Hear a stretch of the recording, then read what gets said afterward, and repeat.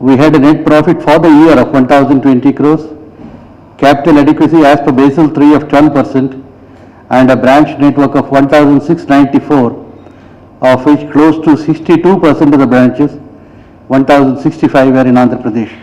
Total business, as we have seen, deposits, advances also, the growth percentage is given there. Operating profit for the year declined by 3.5%. The quarterly net profit grew by 444 crores. The percentages are given in the press release. Net interest income improved by 58 crores and operating income by 65 crores. NIM at 3.05%. I remember last year the question was asked what would be the NIM, and I had indicated 3%. So that has been vindicated with a 3.05% NIM. CAR we have already seen at 12% and provision coverage ratio at 54.5%. This is the pictorial representation of the branch network population group wise. We have 47% of our branches in rural and semi-urban locations, and the remaining in metro and urban locations. 62%, sorry, of our branches are in rural and semi-urban. This again shows branches in AP and total.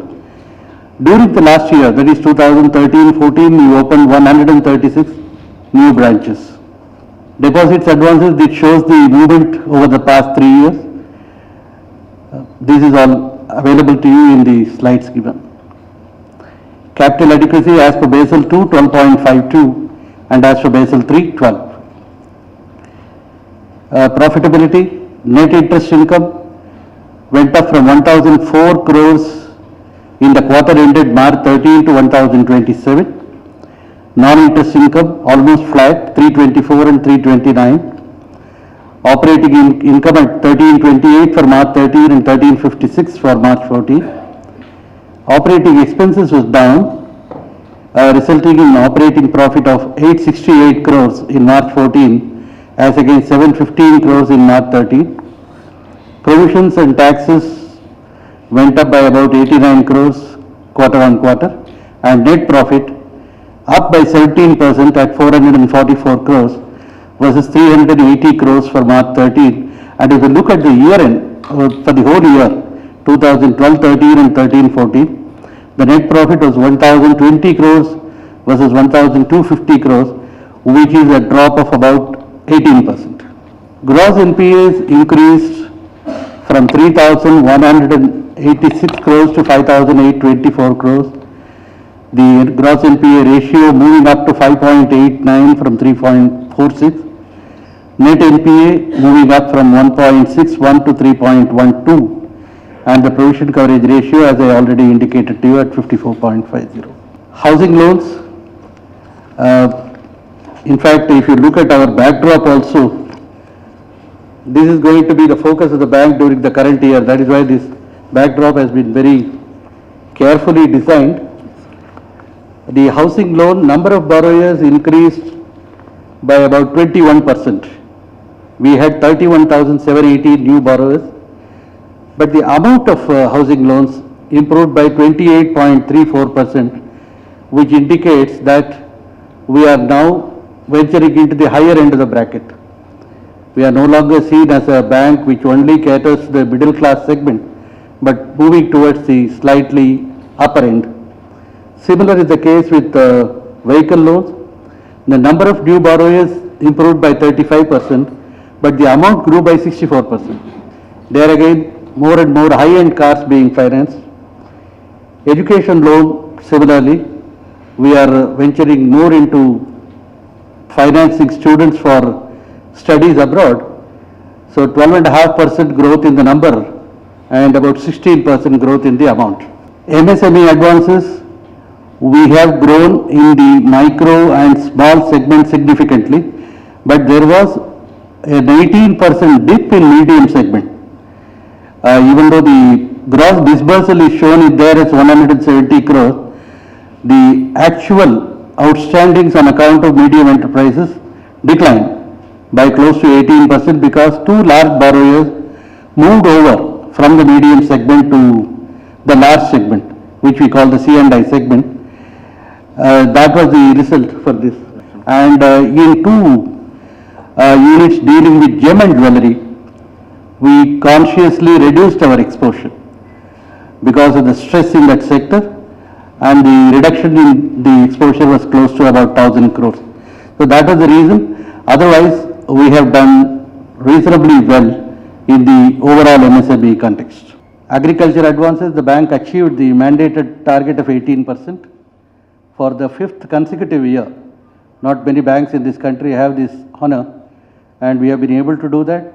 There again, we are not very happy with the investment credit, because the agriculture cash credit is growing. The focus for this year will be the investment credit, because the more money gets invested, the more will be the long-term impact and the benefit. We are aware of that, we are working on that. Technology, total ATMs at 2,321. Of course, we are part of the SBI group, which has about 48,500 ATMs, which implies that people can draw money, our customers can draw money from any of these 48,514 ATMs without having to pay any charges on that. We have established 2 e-Connect centers, one at Reserve Bank of India, Hyderabad, and one at Gun Foundry branch. 15 cash deposit machines. It's part of a aggressive strategy to have more and more CDMs. We are evaluating the responses. Maybe this year we will have about 150 CDMs. 900 green channel counters have been installed. Green channel counter is a counter which is set up in the branch. You have to operate on this through your debit card. There is no need to fill up any voucher. No need to fill up a deposit form or a withdrawal form. Through your card operating on this machine, you can transact your business. The idea is to save on paper. And a very quick estimate says that we have been able to save over 15 well-grown trees as a result of the transactions put through these counters during last year. We would like this number to be significantly scaled up. POS machines and online fee collection facility for education institutions, including universities, IITs, IIFTs. And ATMs, we have already seen the number. We have about 96 lakh debit cards. We have close to 10 lakh users on the internet banking. Mobile banking yet to make a significant pickup. We have seen about 15 lakh users growing, and 52.70% of our transactions are on the alternate channel. The government wanted us to move at least 50%. We have already achieved that. Financial inclusion, brick and mortar branches 114, ultra small branches 920. Ultra small branches are those places where we have very small outfits, where an officer from a designated branch visits the center once a week, and he assists the villagers in opening accounts, in directing them to banking. We have opened about 26 lakh accounts in these villages. 3,872 villages have been covered through BCs. We have 1,489 BCs, and the business through BCs is picking up. We have done about 17 crores of business in the last financial year. DBT, 712 branches have participated. Aadhaar seeding is done in about 28 lakh accounts, and close to 47 lakh LPG transaction subsidy have been processed, amounting to 343 crores. These are the CSR activities. We sent press release about 10 days back. Salient features, we are spending on education and health, particularly the girls' education. The SBH Vidya is a scheme which targets poor girls in government schools at the rate of 1 student per school. Water purifiers and ceiling fans have been given to various schools at about 3 crores. Cost of books, school bags, and 15 lakhs was donated to Nehru Zoological Park. We adopted all the tigers in the park for 1 year. 50 lakhs to Uttarakhand flood victims and 25 lakhs to Orissa cyclone affected victims. Another very significant initiative I would like to tell is that cardiac surgeries to 20 poor students, it is not students, it is children, They are the most backward districts of Maharashtra.